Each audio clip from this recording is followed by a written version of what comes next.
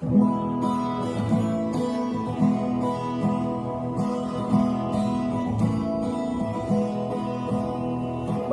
makinig, matuto.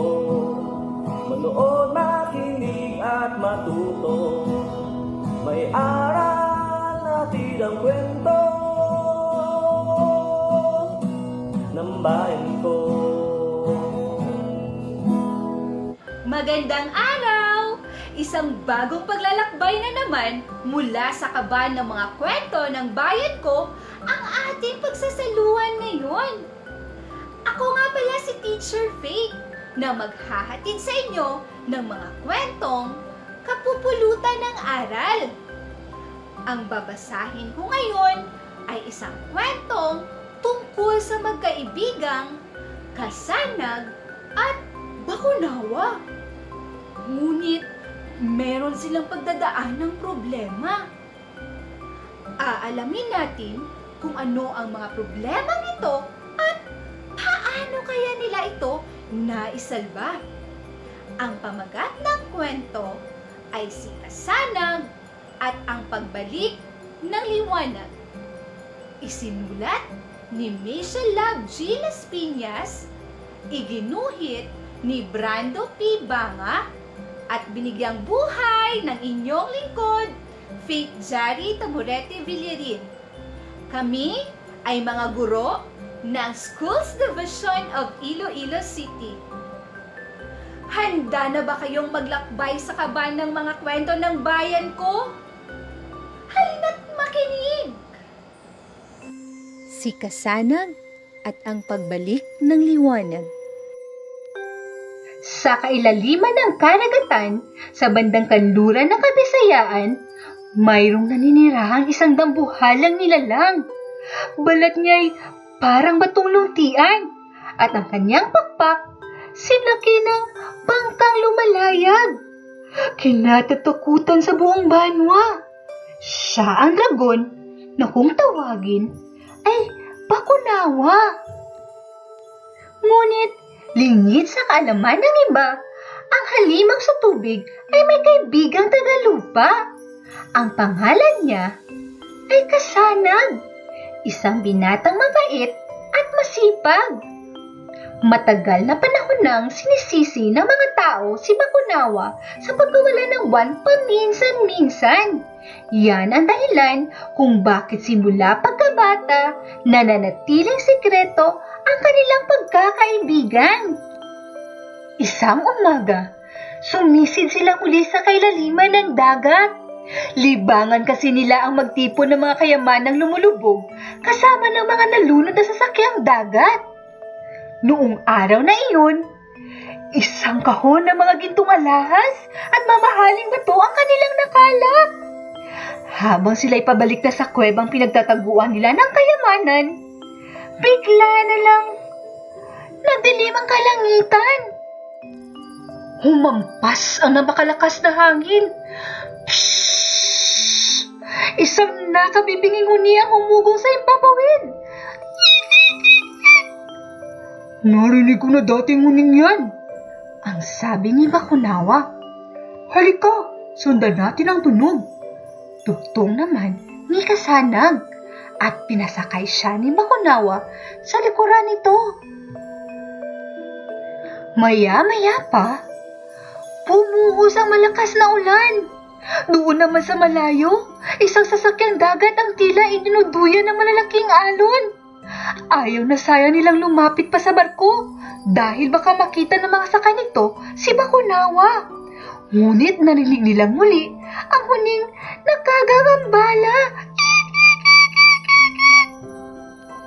Kumapit ka ng mabuti, Kasanag, sabi ni Bakunawa. Umahon si Bakunawa sa tubig at lumipad sa ibabaw ng ulap. Doon, lumantad sa kanilang harapan ang isang nakakakilabot na nilalang.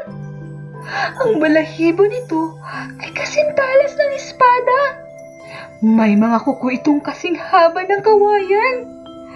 Ang ganyang tuka ay kasinlaki ng 10 bangka. Doble pa ang lapad ng kanyang mga pakpak kung ikukumpara sa pakpak ni Bakunawa.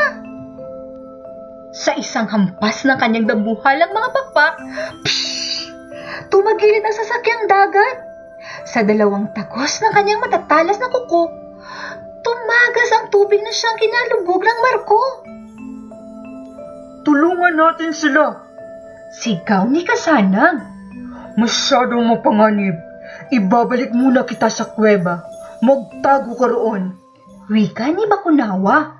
Nang masiguro niyang ligtas na ang kaibigan, simbilis ng kidlat na lumangoy pabalik si Bakunawa upang sakluluhan ang mga sakay ng barkong lumubog. Hinawakan niya ang barko at sinubukang iangat ito sa ibabaw ng tubig. Ngunit muling umatake ang dambuhalang ibon. Naglaban at nagtigasan ng lakas ang dalawang halimaw. Sa umpisa, hindi mawari kung sino ang magwawagi. Ngunit kinalaunan, ang matatalas na pangalmot ng kalaban ay tumama sa dibdib ni Bakunawa. Pansamantalang tumigil ang laban. Sino ka? Tanong ni Bakunawa. Ako si Bawa, sagot ng higanting ibon. Ako ang hari ng himpapawid at matagal na akong nagmamasid. Ang mga taong walang puso at sakim, aking pupuksahin. Bakit? Ano bang kasalanan nila sa'yo? Pangusisa ni Bakunawa. Sa loob ng mahabang panahon, pinanood ko kung paano nila pinaglaruan ang buhay ng mga samahan kong ibon. Ang mga inahing ibon na naghahanap sana na makakain ng kanilang mga sisiw ay naging biktima ng kanilang mga paligsahan sa pangangaso. Kahit ang mga sisiw na nanahimik sa mga pugad ay tinitirador ng mga batang paslit. Kaya ngayon, matitimba nila ang paghihiganti ko. Pagbulalas ni Bawa. Naintindihan ko kung bakit galit ka, ngunit hindi naman lahat ng tao ay masasama. Pagdadahilan ni Bakunawa. Bakit ka kumakampi sa kanila? Alam ko na may tinatago ka ring galit sa mga tao. Hindi ba't silang dahilan kung bakit ikaw na lang ang natitirang Bakunawa sa mundo? Hindi ko hayang mangyari sa mga kauri ko ang nangyari sa inyo. Kaya kung kakampi ka pa rin sa mga tao, tandaan mong ako ang makakalaban mo. Pagbabanta ni Bawa. Lumipad papalayo si Bawa at bumalik sa kanyang tahanan sa kalulundan na isang kuwebang nakatago sa kalangitan. Samantala, binalikan naman ni Bakunawa si Kasanag na nagtatago roon sa kuweba. Ikinuwento niya sa kaibigan ang lahat ng sinabi ni Bawa. Alam ko na ngayon kung bakit galit na galit si Bawa sa mga tao. Dapat daw magalit din ako. Pero naniniwala ako sa iyo kaibigan at sa iba pang kagaya mo.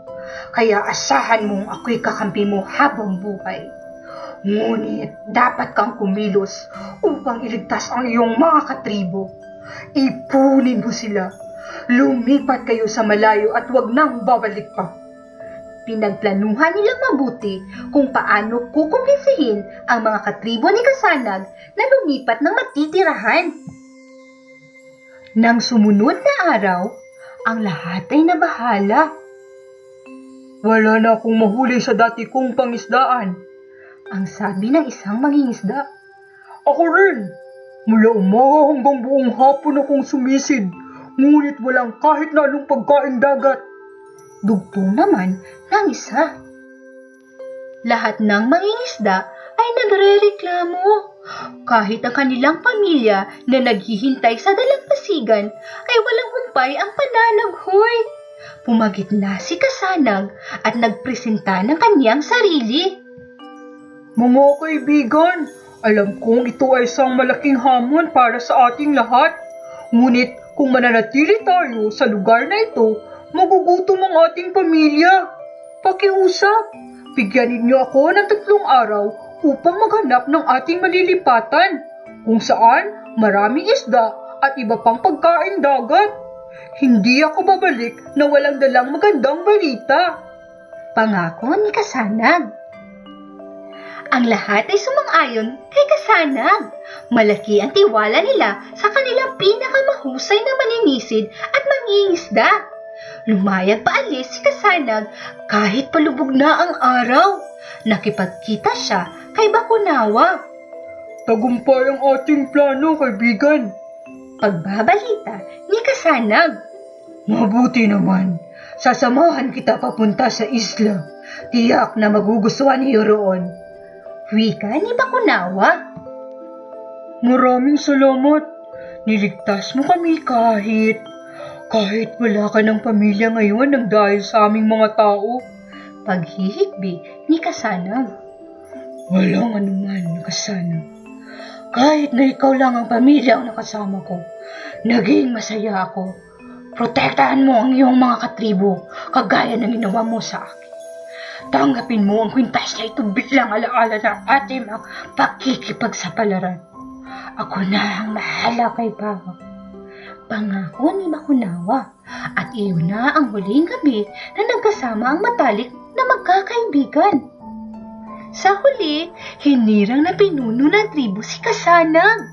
Naging makatarungan siyang pinuno at pinagbawalan niya ang mga sakop niya na manghuli pumatay ng mga ibon upang hindi na sila gambalain ni Bawa. Sa tuwing maglalaho ang buwan o maging ang araw sa kalangitan, hindi na nag-iingay ang mga katribo ni Kasanag. Wala na nagpapatunog ng tambol o nagsasalpukan ng metal. Wala nang takot sa puso nila, kundi pag-asa na babalik at babalik rin ang liwanag. Sa puso at isipan naman ni Kasanag, ang pansamantalang pagkawala ng liwanag sa kalangitan ay nagpapahiwatig ng patuloy na paglalaban ni Bakunawa at Bawa. At muling pagbalik ng liwanag ay pag-asa na sana muli pa niyang masilayan ang pinakamamahal niyang kaibigan. At dito na nagwawakas ang kwentong Si Kasanag at ang pagbalik ng liwanag. Maraming salamat sa pakikinig at panonood. Hanggang sa muli! Ang kaban ng mga kwento ng bayan ko ay mula sa amin ng Bureau of Learning Resources at ng mga Learning Resources Management Section ng Kagawaran ng Edukasyon. Manood, makinig, at matuto.